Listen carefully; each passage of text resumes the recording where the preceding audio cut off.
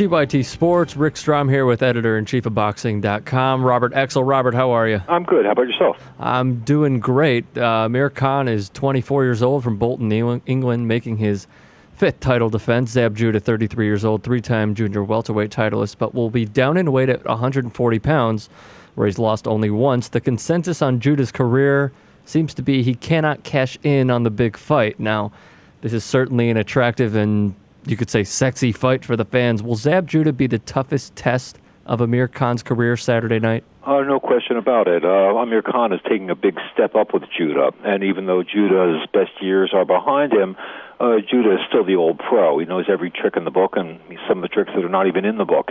So, Khan has his work cut out for him. Now, Khan got tagged late in the late rounds against Marcos Maidana, who some considered his best opponent.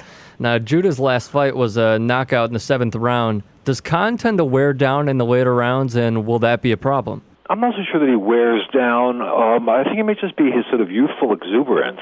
He just sometimes gets into the fight too much and forgets really to box and use his incredible his gifts, his wingspan, his reach. So he tends to just, I think the enthusiasm gets carried away with the moment.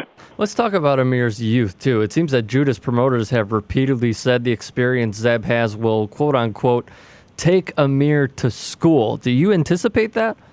I don't really think so. I mean, I think Amir Khan is a pretty sophisticated fighter, and of course he has the trainer's trainer in his corner with Freddie Roach. So I don't really think so. I mean, they're not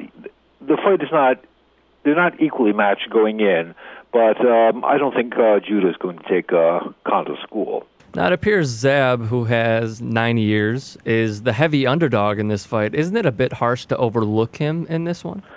I think the problem is Zab's losses tend to loom a little bit larger than his victories.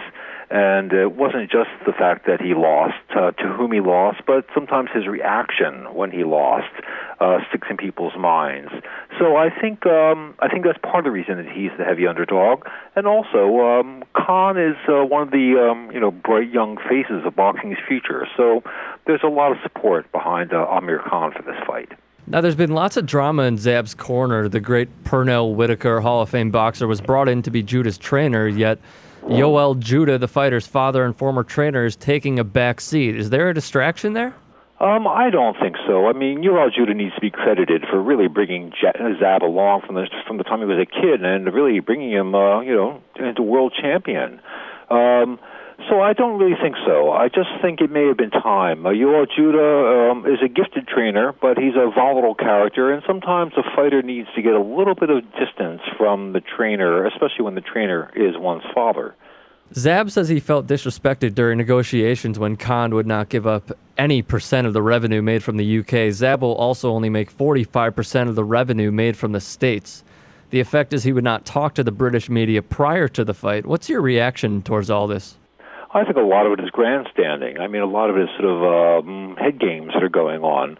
Zab may have felt as though he was dissed, but the truth of the matter is he's going to make a bundle of money. And I just think it's a way to sort of get under Khan's skin. Now, who do you have in the end of this fight? Do you have Amir Khan or do you have Zab Judah? I'm leaning to Khan. I mean, I really think that he's got the gifts, and I really think the future is his.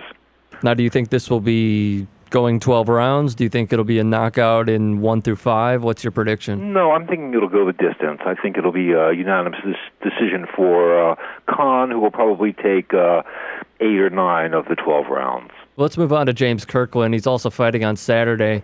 He'll be fighting on the undercard, of course, of Khan Judah. And the last time we saw him, he got knocked out in the first round by a guy who is in Nobuhiro Ishida, who only had 7 knockouts. Somewhat of a mediocre record, but it seemed like he couldn't even knock out a bird. And James is coming off a win over Dennis Sharp and a reunion with old-time trainer Ann Wolfe. What do you expect from James Kirkland in his first fight back and a reunion with Ann Wolfe? Well, it's not, I'm assuming he'll be victorious, but with Kirkland, you never know. I mean, fighters bring the lives they live outside of boxing to the ring with them because there's really no escape. So, and as you know, Kirkland has history, legal history. And we don't really know Kirkland the man. We know Kirkland the fighter, and we've seen him perform. He's a fabulous fighter. But Kirkland the man could have been having the proverbial bad night, or he could have brought some of his bad habits with him into the ring that night. Now, don't you think that part of it could have been that he wasn't with Ann Wolfe and he decided to just totally attempt to at least throw the past behind him and move to Vegas with a new trainer? Oh, it's certainly a possibility, but the fighter is the fighter, and the trainer is the trainer, and there's really only one person who is fighting in the square circle, and trainer makes a huge difference. But it's really the fighter's responsibility to win and or to lose. Now, Kirkland was already on probation for a 2003 armed robbery when he got arrested in April 2009 for possession of a firearm. Now, he's last fought 26 days ago. And James Kirkland, and tell me if you're feeling me on this, I see a similarity in Paul Williams. Two guys, always coming forward, potential as high as the sky, but they seem to not protect themselves and get hit a lot. Now, granted, he's 27 years old, lost two and a half years of his career due to the armed robbery charge. Are the punches possibly taking an effect on him? It's certainly a possibility, but again, I tend to look a little bit more to what's going on in their lives outside the ring. It's something that isn't usually looked at, isn't often discussed, but it could be a huge factor, and I think in his case, it is a factor. Now let's move on to Antonio Tarver and Danny Green, and one of the biggest, possibly the biggest surprise of the year. Now, Tarver went to Sydney, Australia, to fight the Green Machine, Danny Green, and Tarver, who, may I remind you, is 42 years old, knocked out Green in the 9th round. Although he looked sluggish and old against Chad Dawson, he came back and won this one. How much does Antonio Tarver have left in the tank? Probably not a lot.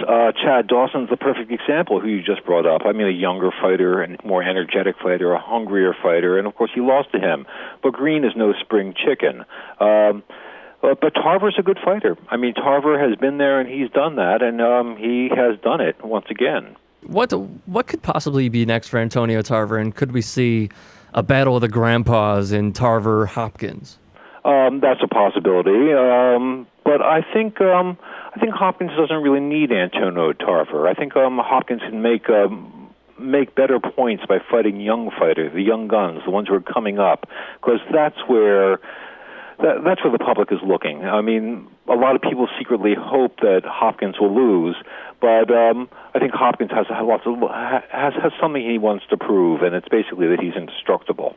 And of course, Bernard Hopkins will be fighting Chad Dawson quite soon.